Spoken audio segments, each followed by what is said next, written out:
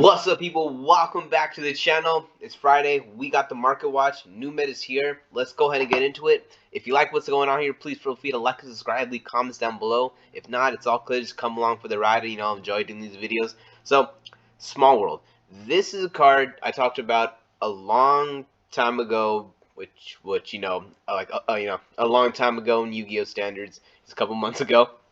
But I talked about this card and how I it was I guess it was I figured it was kind of the similar case that I feel with the BLS, to where it's like it's a card that people wanted to run, but it was really too expensive to justify using it, especially when we have a lot of really good, somewhat generic draw power cards. Like like the reason why I say somewhat generic is because a lot of the pot cards, even though they are technically generic draws, it takes a certain type of deck to use a certain a certain pot of desire or extravagance, etc. So with but with those cards out and how they easily fit into a lot of decks, it doesn't really make sense to just run a card like Small World because of all the hoops you have to go through. But right now, I think Small World does very much have the chance to kind of come in. It didn't hit me right away. It did very much take me. I can't remember the exact area or the list where I saw it from, but it was where a Flaunderies were using this card to go into the water barrier statue. I'm gonna talk about the water barrier statue in a bit, but they use this to go into the water barrier statue, and then I started thinking about it. I'm like, wow, you know what? There's a lot of other bridges that we could go into, especially like if you're looking for like if you want to look for like a hand trap, a specific hand trap, or like if you need like a lava golem, it's there's really very much it's very interesting. I'm gonna go ahead and stop. Let me stop there because I'll catch myself. So the original one has been kind of steadily going up for the past for the past couple days, if I'm not mistaken. No, 20, yeah, for about a month. I don't know why I said days. Yeah, for about a month, it's been going up. So you get it right here at 875, then 998. So it's like once this one's gone, it's basically a $10 card. So the original secret rare is going for $10, which is a pretty good deal. And then the prismatic secret rare, which from the 10, this one right here has the same thing, has been going up. It was at 3 and kind of slowly dipped, but now it's been kind of slowly kind of climbing up. We got it right here for the 325, 399. So it's with the 179 shipping. So you got 6 of them for 325 with $2 shipping. So these 6 right here are basically going for about $5, and you just have this like a solid $5. It has gone up because these were at 3s, now they're at 5s. This right here, like I said, the second I heard that you could go into the water barrier statue with Flaunderies, and then I'm not gonna lie, I went and got my Flaunderies deck out, and I'm like, okay, I guess we're gonna have to. The birds are back. For a while, I kind of just completely went off the birds, and now like I kind of brought them back out. Like, okay, let me bring them out as an option. I'm not gonna go off the deck that I'm playing right now. I really like the deck I'm using right now. I like working with it, but I will have with Small World Flaunderies is something that I do want to give a shot. So I also want to bring up the barrier statue of the torrent. There's nothing crazy. He's not going any crazy right now. A part of me kind of expected him to be like $2, maybe even a little more, because not a lot of people kind of had him. But no, they're really chilling right now. So if you wanna get yourself a copy, they're right now they're very chill. There's no super high point. They're 49 cents. Let's say dollars. 49 cents. You get them right here. They're 20. That has damaged moderately. Yeah, near mint 34 cents. Oh no, yeah. Okay, well these are all the mod plays. If I just go to the fourth one, but yeah, near mint first is for 50 cents. So you can pretty much get the near mint first edition for 50 cents. This is a 50-cent card right now, so this is something that you're interested in using. Probably get it sooner rather than later, because it doesn't really take much for because like Fluanderees is a deck where they were leaning on Barrier Statue to be good, and now that it's gone, it's still a good deck, but for it to be like top tier meta, it was really relying on the Barrier Statue. And this right here, actually, I'm thinking about it. Actually, this might work to its advantage, because one of the annoying parts about the about Kashira was, even if you had the Wind Barrier Statue out, they could still summon the unicorn. I think it's the unicorn that's the win. So either way, they had a way to kind of still make plays and whatnot. But with but if you hit him with the water one, that's pretty much eliminates their ability to get out the unicorn, and they won't be able to get they won't be able to get that unicorn effect. They still will be able to summon the cheer element, the Kashtira cheer element, but like I said, that's I'm pretty sure you're more worried about keeping something like the unicorn and Fenrir off the board. All right, so Nightmare Corruptor Italy just exploded in price. This is something that I totally forgot about. I was talking about how I really like Ling Lingaribo as a card to like invest in and pick up, and I was just talking about how oh yeah, it's gonna be good, this and that, and then you talking about how you can put it at the end of your combo, being all cute about it, and then some of the comments was like yeah, it's one of the best ways to get rid of Ibli, and I was like oh yeah, that was dumb, of course.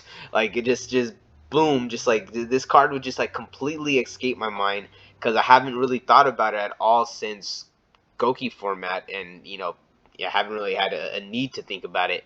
And this right here is just like a really good way to counter Kashtira, and it just like puts a monster on the board and it keeps them from getting that extra monster out. You can put it in your combo. This is like this card is like a lot of the cards I talk about. Like this is a card that you can put into a combo and do this. Yeah, like then Nightmare Corruptor Italy became that card, and I completely forgot about it. But that's kind of what happens. Like you get so preoccupied with a whole bunch of other things, only speculation. Sometimes you kind of just forget about gems like Ibli, and you're just like, oh yeah, well this card is not good right now. But then 2 years later, 3 years later, it's like, okay, whoa, this card creeped in and became like this. And this is why I talk about, it's like sometimes there's cards that it's like you get them and it doesn't make no sense right now, but you have that feeling. 3 years later, you end up with with the next Ibli. It also helps that it has two printing. If they have like a third printing, like a rare, then like maybe this one would still be expensive, but like the rare and this one wouldn't be as high. So Ohime, the Manifest Mikanko. Yeah, this card has just gone up. It was at the 40 range and then dropped down, and then now it's starting to go back up in stride too. It is at $32.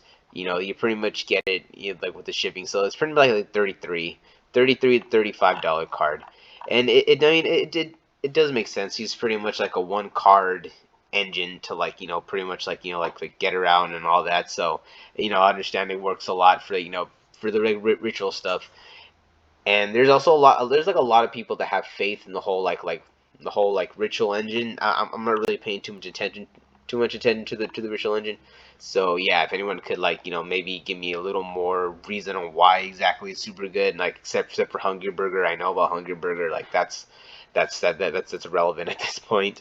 Another card that I kind of see, which is a lot of like the holographic versions are starting to go to pretty much $2, is the regular preparation rites. You get the rares, you get the rares for low. The rares are the rares are a good price, but like once you start going for the super rares and everything, that's pretty much where you start getting into like 120 with the $1 shipping. So we're pretty much looking at like a with the shipping it's a $2 card.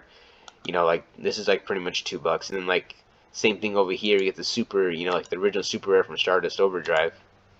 This thing's kind of doing the same thing. Or we got the oh no, actually this super rare.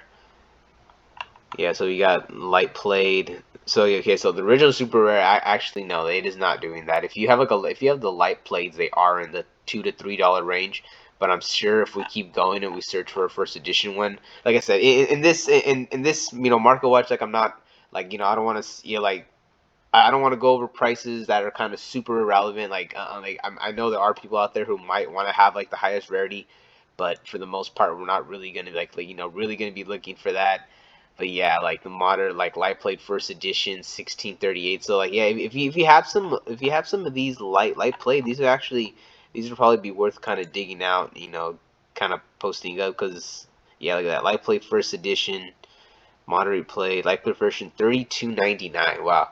So this is $33 for the original first edition light played super rare. If you feel like you have some near mints, or maybe you have some of these super, these are actually they are pretty high, but yeah, there's not a lot of people that are probably gonna really pay that price, especially when you have like all like the other different versions of it. I kind of found that fascinating. Didn't know it was that much. All right, Abyss Actor Mellow Madonna. This is pretty much the Abyss Actor monkey board. She's a super, she's zero scale, and like can't really get lower than zero scale, and she allows you to search any other scale, which allows you to complete the complete the whole pendulum, or allows you to get certain effects. So she was just been completely going up. You got you got a heavy plate and a damage for 98, but once you get mods 4 and years 4, she's pretty much like a $5 card. She's like, so this card right here is going for $5. I also noticed that in the you got a couple of Bisactor cards like the Wild Hope and then the Evil Heal. These are about $1. These two we got both going for $1. So I'm actually gonna go to the bulk in a bit and kind of try to pick some of these out. I didn't know that these were $1. But the ultra rare Curtain Raiser is still going for money, and to be honest, I really it how to explain this? It doesn't surprise me because it did get a common reprint, so you would expect it to crash. But I guess what people sometimes don't realize is if it gets a common reprint or a rare reprint in like a set that's mass produced, it'll bring the price down a lot. When you get a common reprint in a OTS or like a tournament pack, those are not as widely distributed as other packs. And then on top of that, technically it's like for the most part it's going to be for people who usually win I know like everyone gets a pack like when you enter, so yeah, there's going to be some being pulled out of there, but the majority of them are going to be in hands of people who actually who actually won. So it isn't really like too kind of like too crazy of a deal. But if it, but it I'm sorry about that, guys. The whole thing I'm trying to say is just because it gets reprinted in a OTS pack doesn't necessarily mean that it's just gonna tank the price, especially when you have I guess especially when you have some of the support that just came out, because I was kind of looking at it, and it really isn't that bad. It's you get these two right here are some of the like newer ones that came out, and they're not really that bad. Like I'm maybe I might check them out, because I did have an idea running this with Unchained. That was actually an idea I had, because he's able to destroy cards and they get their effects, and it locks you into fiends, and they're all fiends. So it would be interesting to run this with Unchained, so I might want to give that a look. Gimmick Puppet Nightmare. Okay, so I was caught off guard by this. I was like, what the heck is going on? Gimmick freaking Puppet. And then it dawned. Everything kind of like came together, and I was like, oh wow, yep. It's pretty much just like a way for Branded to lock you out. This is pretty much just a way for Branded to lock you out of special summoning. So it has this clause right here. If this card is special summoned, you cannot special summon any monsters for the rest of this turn. Pretty crazy. That's pretty, so just having that clause on there, that's really the reason why it's, well, okay, no, this is not the reason why it's going up. The reason why this card is worth freaking $4 to $5 right now is because of Branded Expulsion. So Branded Expulsion, basically, the shortened version of it lets you tribute a fusion monster, any fusion monster. So this could, I guess, also came to a realization that this is not just for Branded, it's just for any deck that runs fusion monsters. So like if you run Super Poly and you fusion summon your opponent's stuff, you could technically you could technically run Branded Expulsion. And yeah, so I'm starting getting on unnecessary rant. Yeah, but so basically what it lets you tribute the fusion monster, and then you special summon 2 monsters, one to each side of the field, and you just basically just summon him back to your opponent's side of the field, and then you lock him out for the turn. And it was really interesting. When I first saw this, I was like, why is this going up? It's I don't know. I was just like, okay, yeah. But then when I really started looking into it, and then I'm like, oh, okay, yeah, all right, yeah, that's actually really funny. That's a funny little interaction, and I'm really interested in seeing what could actually happen. It is a dark, so like running it in Brent, and I'm pretty sure there's a lot of ways to like get it from your hand to the grave, get it from your maybe you can get it from the deck to the grave, depending on. I can't remember all the Brandon spells, but yeah, maybe so. I don't want to put it past Brandon, because that's actually predicted to be like one of the better decks in the format. So we're going to see if this sees any kind of play. And the last thing I want to talk about is Bistials. Bistials have started to slowly go down. I say slowly, very like lightly. I mean, Magnum would still come in at a high price point, but the Jewish Swarm has fallen a lot. These were kind of were starting to rival the Magnum, but now these are kind of falling. But the big kind of climber, the big one climbing the mountain, is the Bistio Lubalion.